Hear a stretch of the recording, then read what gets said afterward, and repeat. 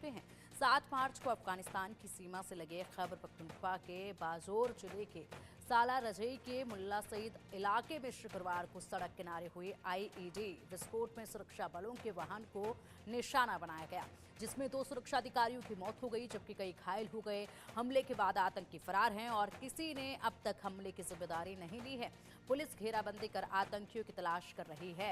यह हमला रमजान के महीने में चौथा हमला था। पाकिस्तान में आतंकी हमले और विस्फोट इतने हो रहे हैं कि यह आम बात हो गई है, लेकिन इस बीच पाकिस्तान ने बड़ा फैसला किया है।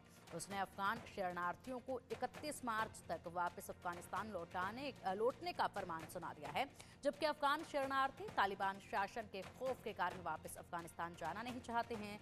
लेकिन टीटीपी आतंकियों को शहर देने के कारण पाकिस्तान तालिबान सरकार से नाराज है। ऐसे में पाकिस्तान ने अफगानों को वापस भेजने की कोशिशें फिर से शुरू कर दी हैं। बड़ा सवाल यही है कि क्या अफगानी शरणार्थियों को वापस भेजने से पाकिस्तान में बम धमाके रुक जाएंगे? टीटीपी ने जो पाकिस्तान को तबाह करने की ठानी है उसका क्या होगा? आतंकियों को पालने पोसने वाला पाकिस्तान अब खुद अपने ही जाल में फंस गया है। बम धमाकों से उसके सैनिक सुरक्षाकर्मी मारे जा रहे हैं, लेकिन वह कुछ कर नहीं पा रहे हैं।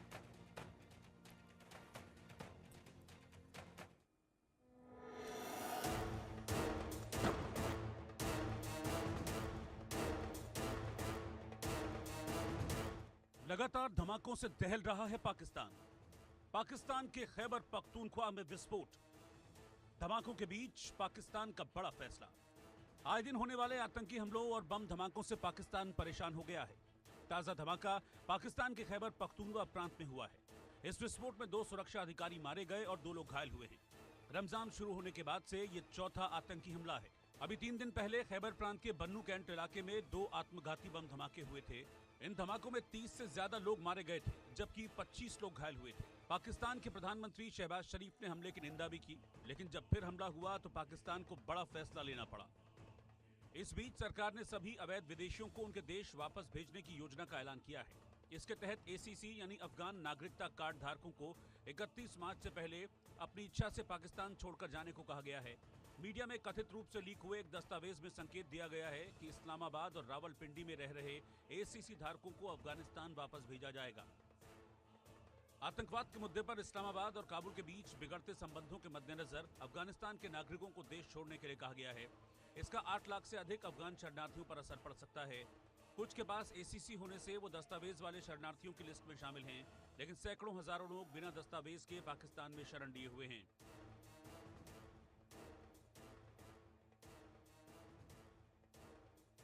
अफगानिस्तान की सीमा से लगे खैबर पख्तूनख्वा के बजौर इलाके में सलारजई के मुल्ला सैद इलाके में शुक्रवार को सुरक्षा बलों का वाहन सड़क किनारे लगे विस्फोटक की चपेट में आ गया। विस्फोटक के बाद घटनास्थल पर पहुंचे सुरक्षा बलों ने पूरे इलाके की घेराबंदी की और दोषियों को पकड़ने के लिए तलाशी अभियान चलाया। फिलहाल किसी भी आतंकी संगठन ने धमाके की जिम्मेदारी नहीं ली है, लेकिन पाकिस्तान का शक टीटीपी पर ही है। पाकिस्तान में पहले से ही लाखों अफगान शरणार्थी हैं। तालिबान शासन के बाद लाखों शरणार्थी भागकर पाकिस्तान आ गए। वो दोबारा तालिबान के शासन वाले अफगानिस्तान नहीं जाना चाहते, लेकिन पाकिस्तान के सामने शरणार्थियों को लेकर आर्थिक और सुरक्षा का मसला है। इधर तालिबान शासन के आतंकी संगठन टीटीपी को समर्थन देने से पाकिस्तान चिढ़ा हुआ है। दूसरी खास बात यह है कि पाकिस्तान में खुद तंगहाली है। ऐसे में वो अफगान शरणार्थियों का बोझ नहीं उठाना चाहता।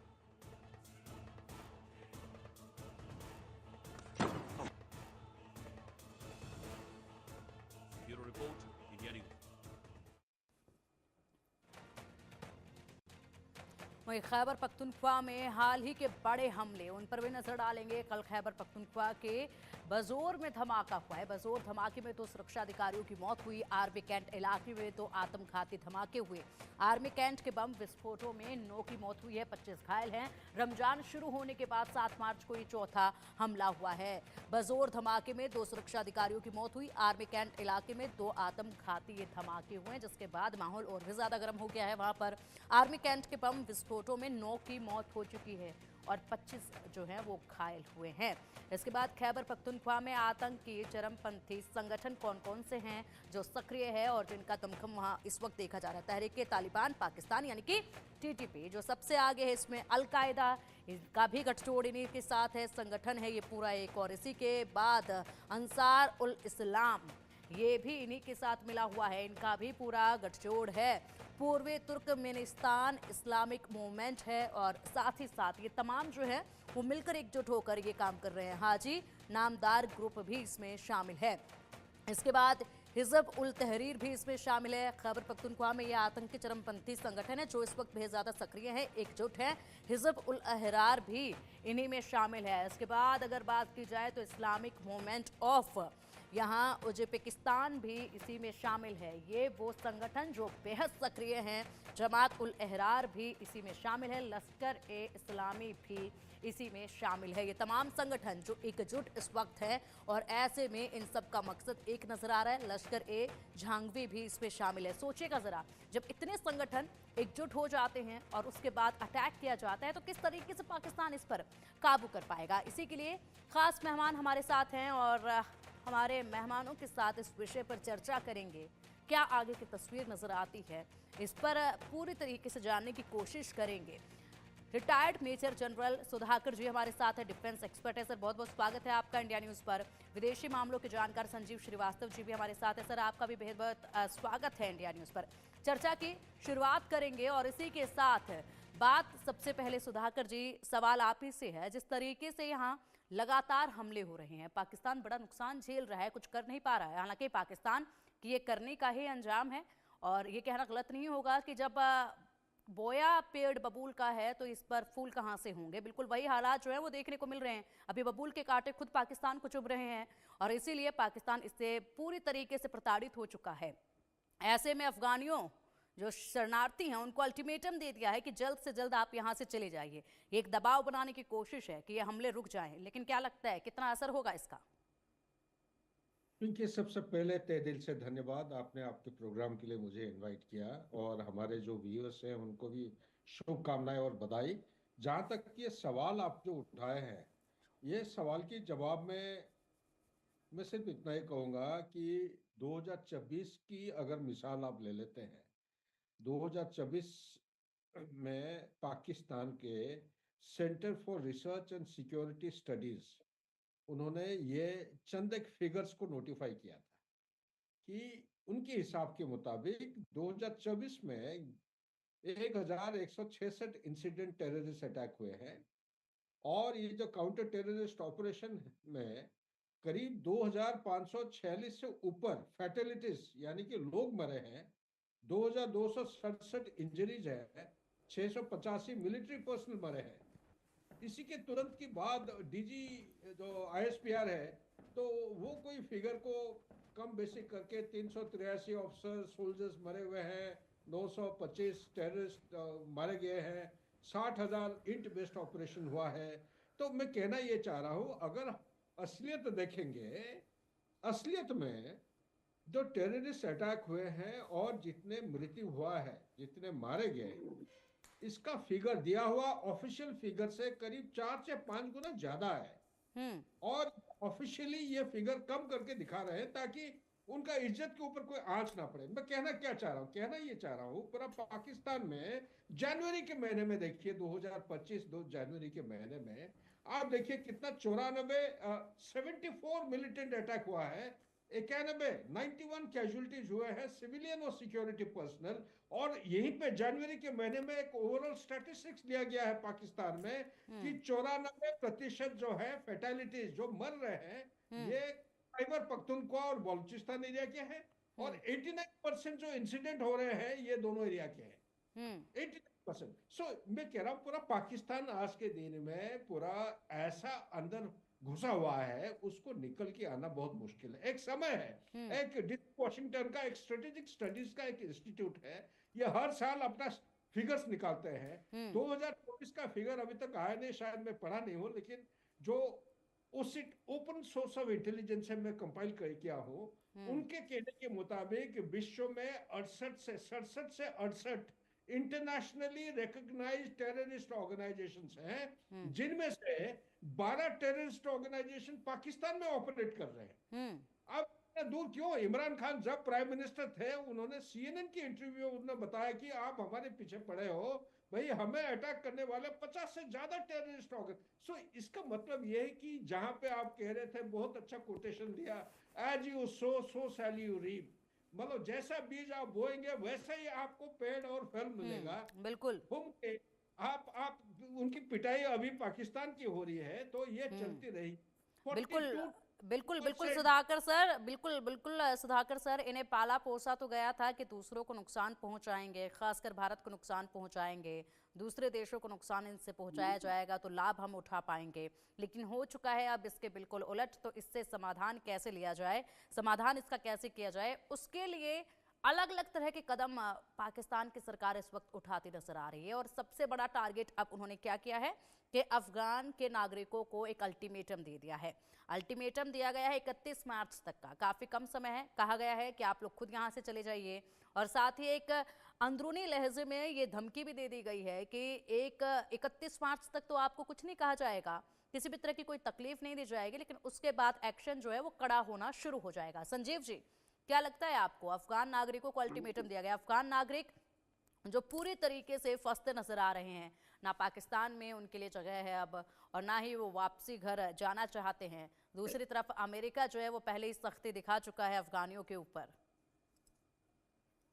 देखिए पिंकी जी, जो अफगानिस्तान के जो नागरिक हैं, वो जाहिर है कि ये जो अफगानिस्तान और पाकिस्तान के बीच की जो लड़ाई है, जो टकराव है, उसका वो एक मोहरा बनते जा रहा है। और उनके ऊपर पहले से ही बड़े संकट रहे हैं। पाकिस्तान में अफगानिस्तान के लगभग 28 लाख की जो आप के जो संख्या के जो लोग हैं वहां पर थे, जिसमें कि पाकिस्तान ने पहले ही बहुत सारे लोगों को डिपोर्ट किया है, और बहुत सारे नागरिकों ने तो अपने आप को सेल्फ डिपोर्ट कर लिया है, स्वयं को पाकिस्तान छोड़ करके चले गए हैं। और ये जो डिपोर्टेशन की प्रक्रिया है वो 1 नवंबर 2023 को लॉन्च की गई थी पाकिस्तान में। और लेकिन अब पाकिस्तान की तरफ से एक नया फरमान जो आया है, उसमें ये कह रहे हैं कि जो अफगान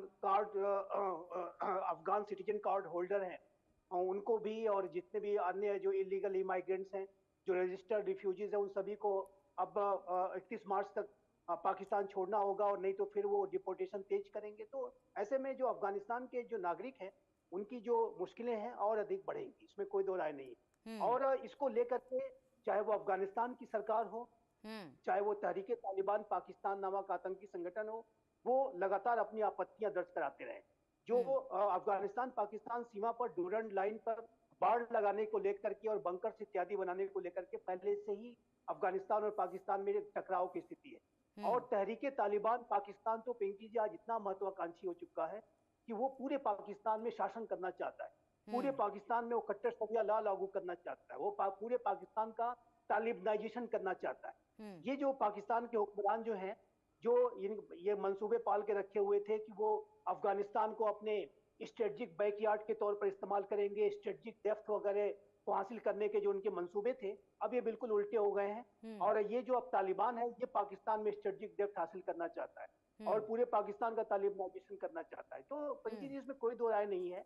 और जैसा कि जनरल साहब ने भी कहा कि जैसा आप जो करेंगे वैसा भरेंगे।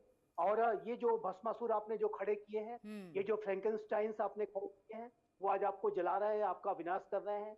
हिलेरी क्लिंटन के शब्द अभी फिर से याद आते हैं कि जब उन्होंने कहा था कि यदि आप अपने देश में सांप पालोगे, अपने बैकयार्ड में सांप पालोगे और सोचोगे कि सिर्फ आपके पड़ोसियों को डसेंगे, तो ऐसा होने वाला नहीं है, और ये सांप आपको भी डसेंगे। तो यही हो रहा है, बिल्कुल यही हो रहा है संजीव जी। और जी बिल्कुल संजीव जी, यही हो रहा है कि जो सांप उन्होंने खुद पाले, अब वो उन्हीं को डस रहे हैं। तो इसका इलाज, इसका मलहम क्या हो, ये जानना भी इनके लिए मुश्किल हो रहा है। फिलहाल एक और खास मेहमान हमारे साथ जुड़ चुके हैं, पाकिस्तानी पत्रकार मुजफ्फर अली चौधरी जी हमारे साथ जुड़ गए हैं। अली साहब, बहुत स्वागत है आपका इंडिया न्यूज़ पर।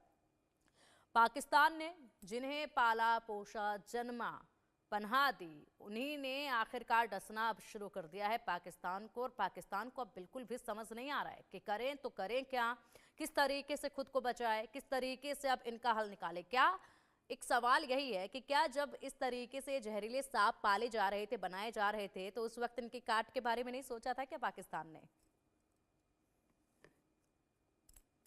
में वो सिचुएशन कुछ और थी। उस वक्त आपको पता है कि सोवियत यूनियन ने अटैक किया था पाकिस्तान को, और अफगानिस्तान के ऊपर, तो पाकिस्तान उस वक्त इत्तेहादी था अमेरिका का, और अमेरिका के साथ उनकी मर्जी से और उस वक्त के हालात के मुताबिक पाकिस्तान को ये स्टेप उस वक्त उठाना पड़ा।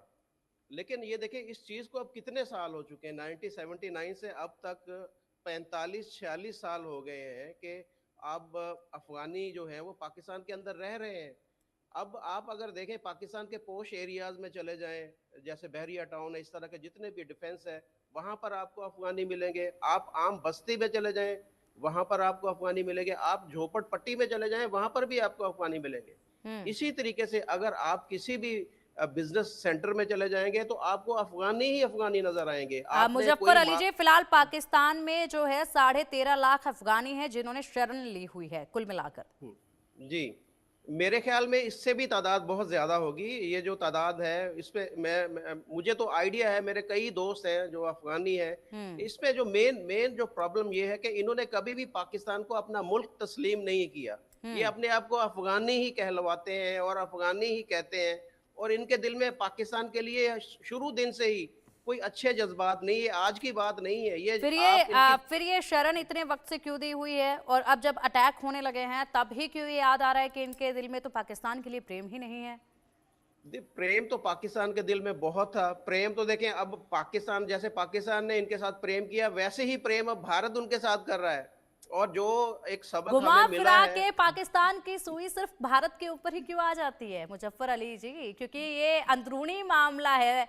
जिनको आपने पाला जन्मा वो आप लोगों को अब डस रहे हैं, तो उसमें भी भारत का ही रोल आप बता रहे हैं। इनको पाला तो भारत के लिए गया था ना कि भारत को ये डसेंगे, लेकिन ये हो गया उल्टा, तब आप इसमें भारत को खींच रहे हैं। मतलब घुमा फिरा के आप लोगों को भारत के ऊपर ही आना है, मुद्दा चाहे कुछ भी हो। नहीं, कभी भी पाकिस्तान ने ये नहीं सोचा कि अफगानिस्तान को जो भारत के खिलाफ इस्तेमाल करेगा, कभी भी ऐसे नहीं सोचा। अब आप मुझे ये बताएं कि अगर तो किस लिए पाला गया था इन्हें, क्यों जहरीला बनाया गया? वो तो सोवियत यूनियन को रोकना था, उस वजह से इनकी सपोर्ट की गई थी, इनकी मदद की गई थी। अब इन्हें कैसे रोकेगा पाकिस्तान? क्या ये अफगानियों को जो अल्टीमेटम दिया इससे रोक पाएंगे क्या? नहीं, देखें उनको निकालना है। अब 46 साल उनको बर्दाश्त किया हमने, 46 साल उनको पनाह दी, क्योंकि वो तब तक आप लोगों को डस नहीं रहे थे ना। नहीं, डस बर्दाश्त किया, तब तो आप उन्हें पाल रहे थे, तब तो इनको आप जहरीले सांपों को तब तो आप दूध पिला रहे थे। मेरी बात सुने, आप बंगाली आपके यहाँ पर नहीं है, आपके बर्मा के लोग आपके पास नहीं है, आपके पास नेपाली लोग नहीं है। अगर कल को वो आपके देश के ऊपर अटैक करना शुरू कर देंगे तो आप क्या करेंगे? मुजफ्फर अली जी, हम लोगों ने ऐसे किसी भी तरह के खतरनाक लोगों को नहीं पाला हुआ है अपने देश में जो दूसरों के ऊपर अटैक करने के लिए हम उन्हें तैयार कर रहे हों और बाद में जाके वो हमें नुकसान पहुंचाए। हम लोगों ने ये, भारत ने ये काम किए ही नहीं है। ये काम पाकिस्तान के थे और अब पाकिस्तान इससे त्रस्त है। खैर, मेरे पास समय की बहुत कमी है, एक छोटा सा रिएक्शन आप दे दीजिए। मुजफ्फर अली जी, बहुत कम समय है मेरे पास, आप बहुत देरी से जुड़े, बस एक छोटा सा रिएक्शन मुझे दे दीजिए। जो अफगानियों को अब अल्टीमेटम दिया गया है, क्या इससे हमलों में कमी आएगी क्या? नहीं, हमलों में अल्टीमेटम ये तो निकलेंगे तो फिर पता चलेगा ना। अभी जो अटैक हुआ था, जो खैबर पख्तूनख्वा के अंदर अटैक, उनमें जो पकड़े गए हैं लोग वो सारे के सारे अफगानी हैं। तो वो जो उनके रूट्स हैं वो भी यहाँ पर हैं और उनके जो राब्ते हैं वो अफगानिस्तान के हैं। वहाँ से टीटीपी उनको डायरेक्शन देती है और यहाँ पर ये काम करते हैं। इस वजह से एक दफा इनका सफाया करना यहाँ से जरूरी है। ये यहाँ से निकलेंगे तभी ये सुकून यहाँ पर आएगा। और मुझे एक मिनट दीजिएगा, मैं ये यहाँ पर ये कहना चाहूंगा कि जो आपकी मोहब्बतें बढ़ रही हैं, आप मुझे ये बताइए, इन्होंने पहले आप फिर आ रहे हैं भारत पर की मोहब्बतें बढ़ रही हैं। कहाँ से आप कह रहे हैं कि हमारी अफगानियों से मोहब्बत बढ़ रही है? कहाँ से आपको मोहब्बत दिख रहा है? कौन से हमने लव लेटर उनको भेज दिए जो मोहब्बतों का आप बता रहे हैं कि मोहब्बतें उनसे बढ़ रही है हमारी? क्या बात करते हैं आप लोग? आप देखिए, आप लोगों ने पनाह दी हुई है इतने सालों से, उन्हें मोहब्बत तो आपकी थी उनसे। अब वो आपका प्रपोजल ठुकरा रहे हैं और आपको सीधा डस रहे हैं, तो आपको रास नहीं आ रहा है। खैर, समय की बहुत पाबंदी है मेरे पास। फिलहाल बहुत शुक्रिया आप सभी का इंडिया न्यूज के साथ जुड़ने के लिए और इस चर्चा में शामिल होने के लिए। आप बुलेटिन में वक्त चला एक छोटे से ब्रेक का, जल्द हाजिर होंगे कुछ और बड़ी खबरों के साथ। आप देखते रहिए इंडिया न्यूज।